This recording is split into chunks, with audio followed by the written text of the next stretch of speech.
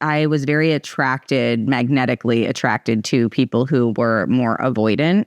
And that just allowed for my desperation to creep out. And my anxious attachment was so unhealthy that it made me a very insecure version of myself, which was kind of an interesting dynamic because I feel like I had a pretty good first impression for people, and people would describe me as chill. And then I would be in this relationship and I'd be so wildly insecure that then I show up as the least chill version of myself.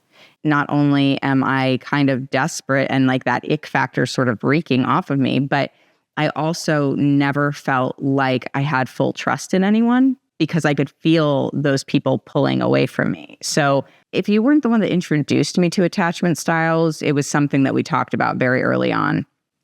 And it gave me a lot of insight into how I could reflect on the ways that I behaved with a more objective eye and be able to kind of observe what I was doing wrong. And it's like some people might think, well, it's not about right or wrong. And that's fair. I think that you only know what you know, and the whole idea of know better, do better is extremely important in relationships, because I feel like one of the biggest downfalls that a lot of people have, especially if you don't understand each other's attachment styles, is that we just dig our heels in and we like, I am who I am, take it or leave it. I'm not changing. Don't try to change me. And it's like, okay, but maybe we are responsible for changing ourselves so that we can be a better partner.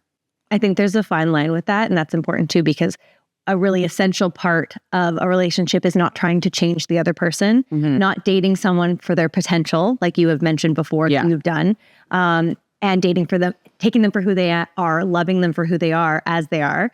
But in saying that, you also need to be with someone that you will grow together in the same way, right? You need to be able to know that you are both sort of heading in the same direction. You both want to do the inner work, do the outer work, whatever, all the things that you're doing, and that's aligned, right? And so if you are constantly being like, I'm not going to change, well, you're not open to growth. That's what you're saying. Yeah, that's a really good point. Right. And I feel like that's something that people use as a defense mechanism because they feel attacked when they don't want to be accountable. Pure ego. Yeah. Right? Yeah. And then once you realize how actually empowering it is on a personal level to take accountability for stuff. After the cringe, you have to take the cringe, but this is your say you're saying. Yeah, I'd rather be uncomfortable for a little bit in the near term than uncomfortable in perpetuity. Exactly.